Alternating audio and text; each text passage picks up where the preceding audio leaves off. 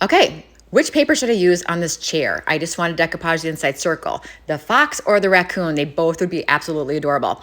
So while I'm making that decision, I'm gonna go ahead and tape off the border because I only want to decoupage and paint on that circle of the chair.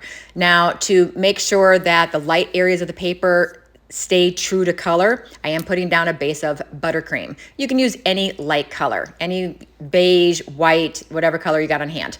Okay, I decided to go with the fox. So first thing I need to do is get rid of that white border around the paper. Taking a wet paintbrush and going right around the edges. It makes it easy to tear, it gives you more control, and it's easier to disguise a decoupage edge if you tear the paper and you don't cut the paper. You want it torn. It helps with disguising your edges.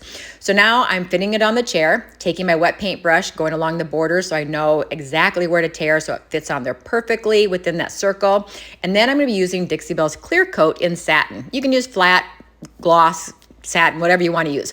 I like to use satin. Then I'm taking water and I'm missing the back of my paper and getting the paper damp. What that does is help expand the paper in advance before you put it down, and it helps reduce the amount of wrinkling that you have to deal with. And you're able to move it around. You just have to be a little gentle. So I laid it down. I put a glove on my hand so that the friction of my skin does not tear the paper in any way. So I just put it down, all wrinkle free.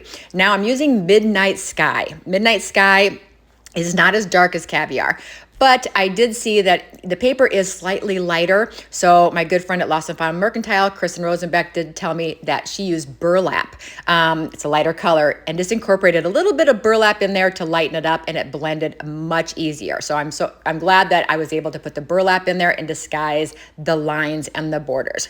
So I took the tape off, and now to clean up the chair itself with all the scratches and dings, I am taking No Paint Gel Stain in the color Golden Ash, and I'm just wiping it across the chair. What that's doing is it's filling in any of the scratches and flaws and making it look brand new. Look at how it turned out. I'm obsessed with this chair. I love it. So grab yourself one of the decoupage papers and start your project. You'll love it.